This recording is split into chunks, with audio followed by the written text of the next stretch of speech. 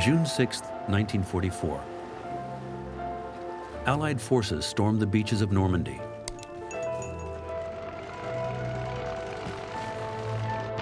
Europe had been under German occupation for 4 years. For thousands of French, D-Day heralded the beginning of liberation. But it would take several months to win back the land, long months of waiting, where everyone's life seemed to hang by a thread. We're going to recount this period of liberation through the photos and letters of one young woman. Her name is Andrée Kuentzmann. At the time, she was 23 and lived in Audincourt, in the occupied zone of Montbéliard in the east of France. We were enjoying the first rays of sunshine when suddenly I heard cries of, "It's over, it's over." Papa set his book down, and I heard him utter, "This is it, the Americans have landed." I ran to fetch my camera, and the neighbor his accordion.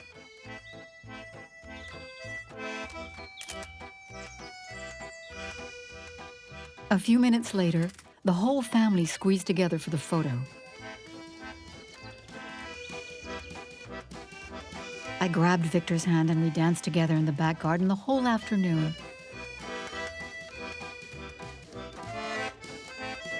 At that moment, I had no idea how the invasion would overturn our relationship.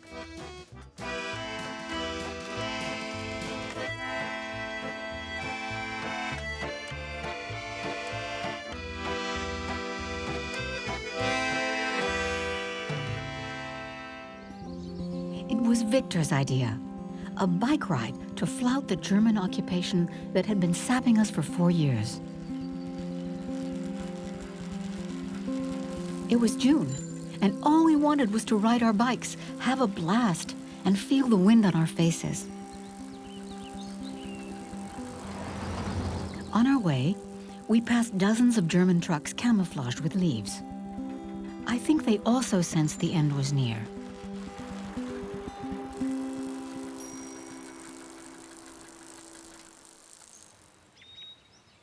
We found a secluded spot deep in the woods and spent the day making up for lost time. We drank to our friends who'd been sent to Germany for compulsory work service. Our buddy Simon chugged the rest of the bottle in one go. I found him an hour later. He was staggering about shouting, "Long live the Americans!" My cousin fell into a drunken stupor after toasting her brother, who'd been sent to the front.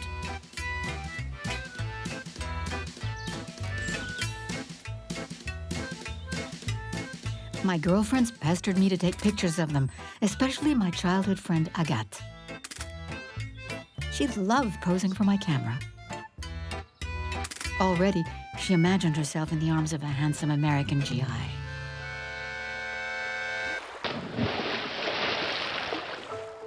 But I wasn't in the market for love.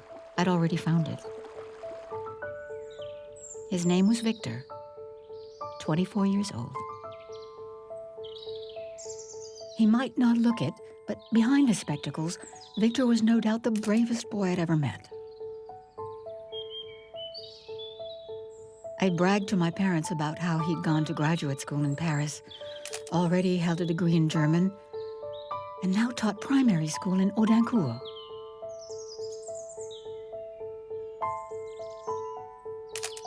But when I told them I wanted to marry him, my mother read me the riot act. A Catholic in a family of Protestants? Tongues will wag in the neighborhood, Papa said. But my parents knew I was stubborn as a mule, and in the end, they gave in. I got married last spring. At the banquet, I raised a toast to life and love, stronger than religion, stronger than gossip, stronger than this war.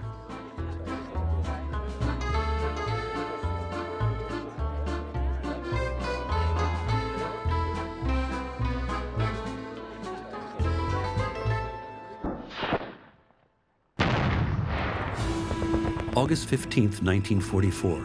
A second Allied invasion opens a new front in the south of France. The objective of the surprise offensive was to advance up the Rhone Valley, force the German army to retreat, and entrap them in a pincer movement.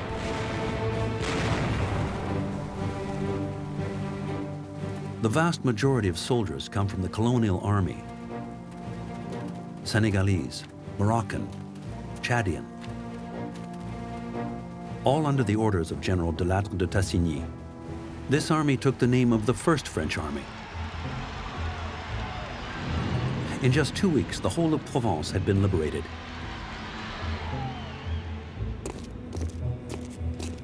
Thousands of Wehrmacht soldiers were taken prisoner.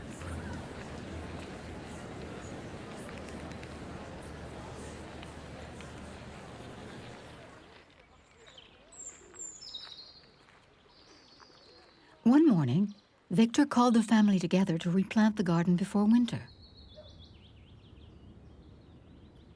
His big brother Jean rolled up his sleeves and set to work weeding with his wife Marie. I liked those two. Jean was so different from Victor, impulsive and quick to complain, but with a heart of gold. We toiled away all afternoon and collapsed in a heap at the end of the day.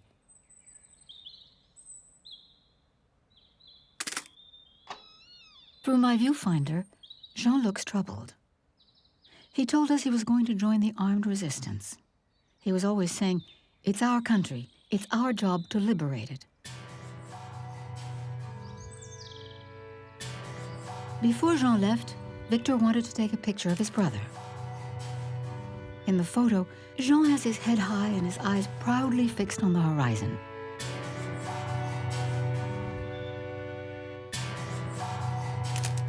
His wife Marie insisted on posing with their baby Christiane and their son little François. In the pictures, Marie puts on a good face. No one would ever guess that just a few minutes earlier, she was weeping in the kitchen.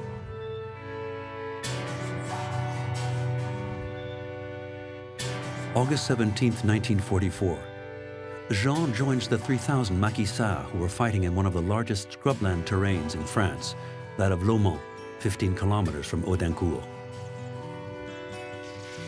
With the invasion, hundreds of civilians joined the armed resistance. In the autumn of 1944, there were over 100,000 maquisards in remote mountainous regions preparing guerrilla operations.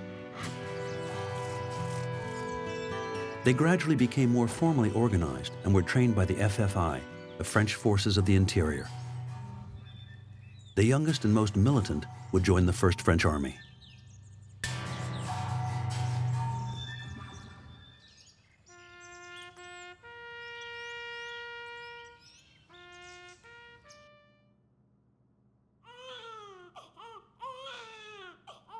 Marie has been unable to nurse her baby since Jean left. Stress, lack of meat, and vitamin deficiency, according to the doctor. I try everything I can to cheer Marie up. I finally rouse her from bed by threatening to sell little Christiane to the Germans.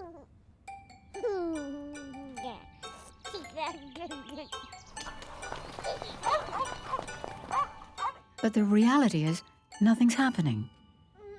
The Germans are still here.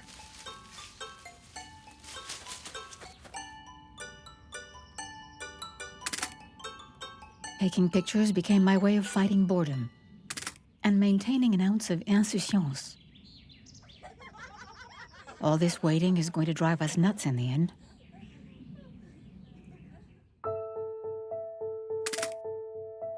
Victor hasn't really been the same since his brother left. There's something serious now in his eyes. He locks himself away for days at a time in our room, writing page after page. He translates German messages intercepted by a group of resistance. I see him less and less. When are those Americans going to get here?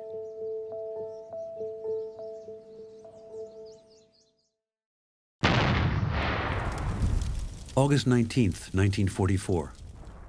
In Paris, the resistance that had been chomping at the bit since D-Day launches an attack.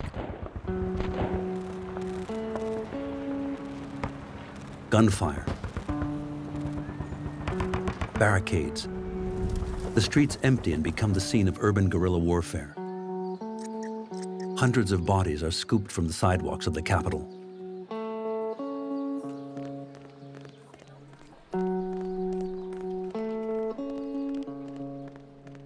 August 25th. After 6 days of armed revolt, General Leclerc's troops enter the city.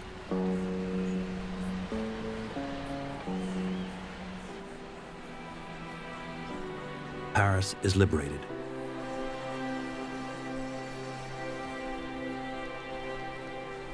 To the cheers of thousands of Parisians, General de Gaulle announces the creation of a provisional government of the French Republic. The Vichy regime crumbles.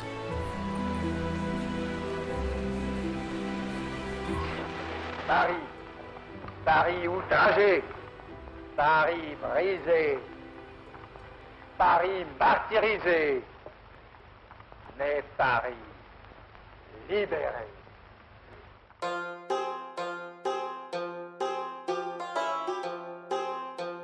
Since yesterday, Simon has been acting like an American GI. He wants to kiss all the girls in the village. But one of them refuses. My friend Agathe.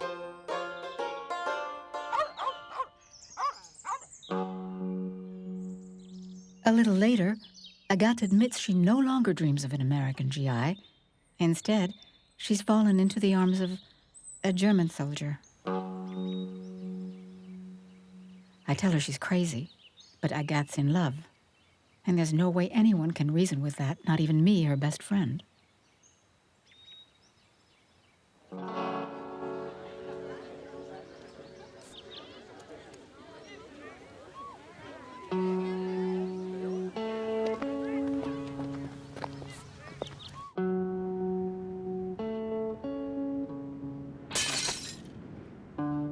August 29th, 1944. In the liberated towns, the time has come for revenge. The resistance hunt down anyone who has denounced, made money off of, or given information to the enemy during the 4 years of occupation.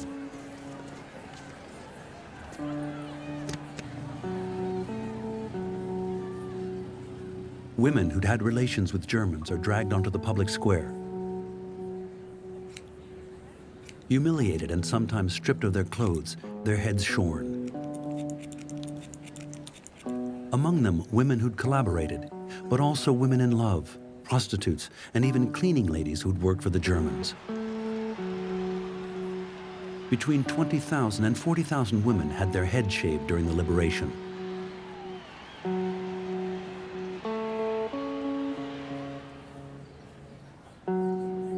Members of the French milice, Marshal Pétain's political organization, were actively sought. They were accused of tracking down Jews, rounding up those who refused compulsory work service, and of torturing and executing resistance.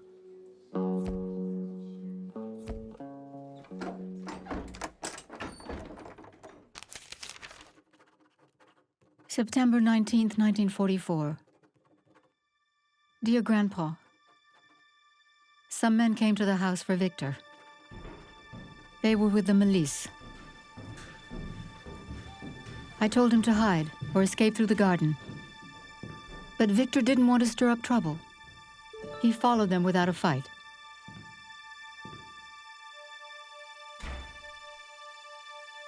For 3 days now, I've been shut in the house with Marie and her children.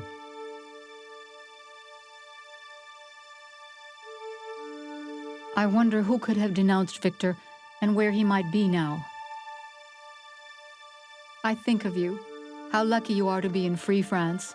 Here, time drags on, but I won't give in to despair. I resist. Much love, your little Andrée.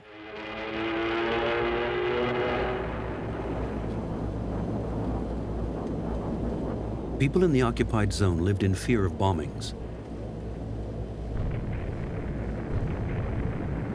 The Allies sought to destroy railroads, bridges, and junctions that enabled the enemy to continue holding out.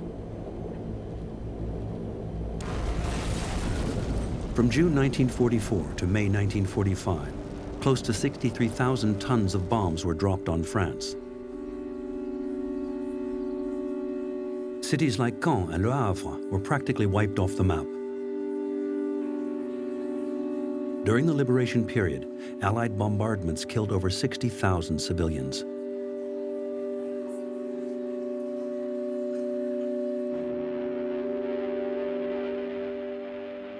I can't sleep anymore. I watch the lights in the sky. Eventually, I find them beautiful. It's horrible.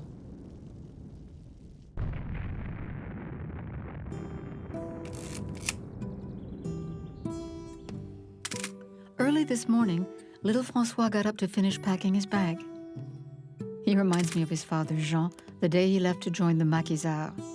Same proud look, same determination. François is going to Switzerland with the Red Cross and hundreds of other children. Marie didn't think twice. He'll have food there, and he'll be far from the bombs.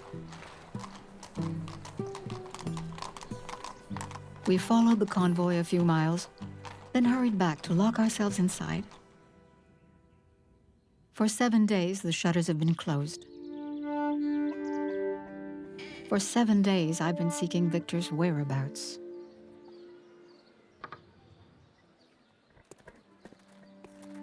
September 21st, 1944.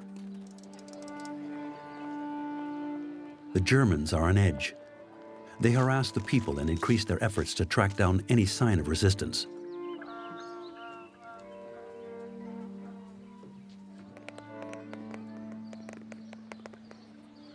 Backed by the French milice, the Gestapo, the Third Reich's police, step up the pace with their roundups, deportations, condemnations, and summary executions.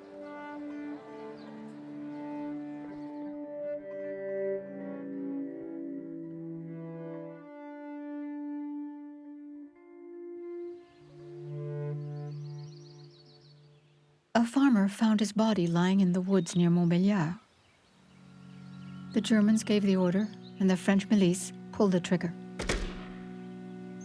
A group of resistance came by with the news this morning. They told me Victor stood firm. He didn't talk, didn't give any names. They gave me the photos he had in his jacket pockets, and it hit me what they'd done to Victor. The Germans refused to let me have his body. Forscht Deutschland nicht nur an der Front, sondern auch in der Heimat über Millionen wehrbereiter, wehrentschlossener Männer verfügen, die den festen, unerschütterlichen Willen haben, niemals vor den Feinden des Reiches die Flagge zu streichen und feige zu kapitulieren. November 1944. The German army still refuses to lay down their arms. For 6 months, the Allied troops have been fighting on French soil. For 2 months, they've been blocked south of Montbéliard. The soldiers of the First Army are wearing out. But against all expectation, General Deloget de Tassigny launches an attack. After 3 days of fighting, the German stranglehold is finally broken.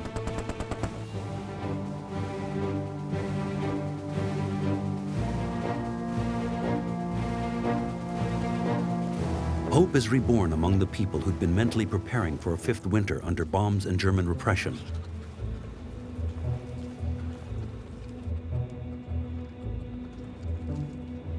The First Army continues on its way towards the village of Audincourt.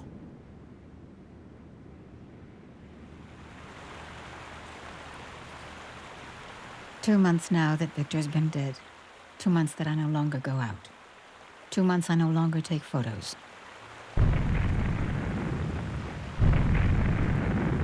This morning, 2 explosions rocked the village. Marie opens the shutters and says, "It's going to be a long, beautiful day. Get your camera." We hurry out to the streets. A man runs by shouting, "They're gone, they're gone." Before they left, the Germans blew up the post office and the bridge.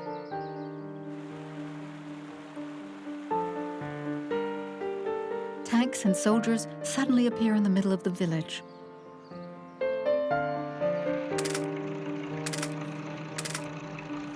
Some cry tears of joy, others of relief. Many rush to the soldiers to touch them, as if to make sure it's all actually real.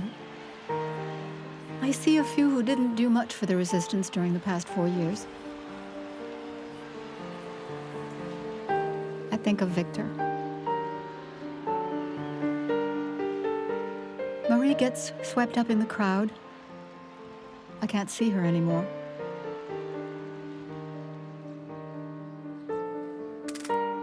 A lot of people asked me to take their picture with the soldiers, as if they were afraid the moment would vanish, that it was all nothing but a dream. A man with dark skin sees me snap his picture.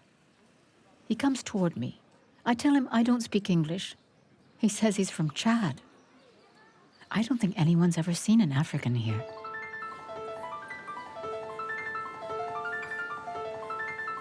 I get caught up in the crowd. I can't see anything. All I hear are shouts and cries. I can't breathe. The men have turned on some of the women from the village. Among them I spot Agathe. I put my camera down. I don't know what repulses me more, knowing that Agathe is going to have her head shaved, or the enraged crowd that revels in it.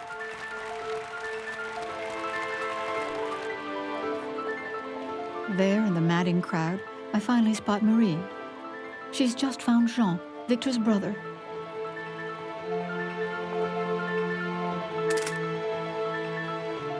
The maquisards have come down from Le Mans. The photo of their reunion is for their baby and François, who's still in Switzerland. Jean hasn't learned yet that his little brother Victor is dead, a hero of the resistance.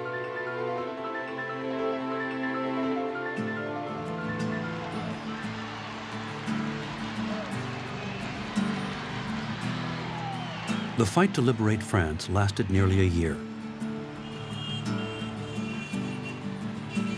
It came to an end on May 8, 1945, with the unconditional surrender of Nazi Germany.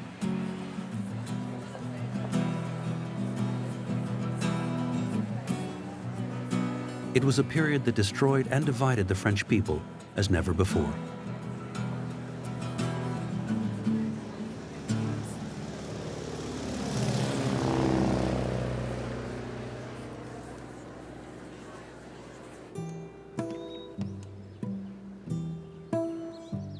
I recovered Victor's body and asked to have it buried in Audincourt.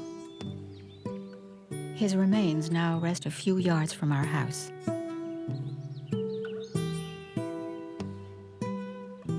Little François returned home 8 months after he left.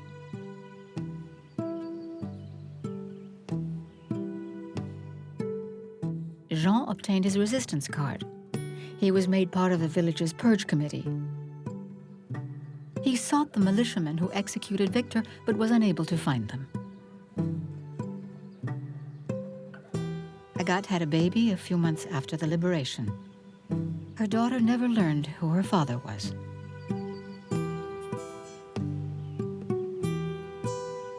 I remarried and had 2 lovely children. I never forgot Victor, but for years I hid the photo albums of our relationship. Victor is my greatest secret, my greatest wound.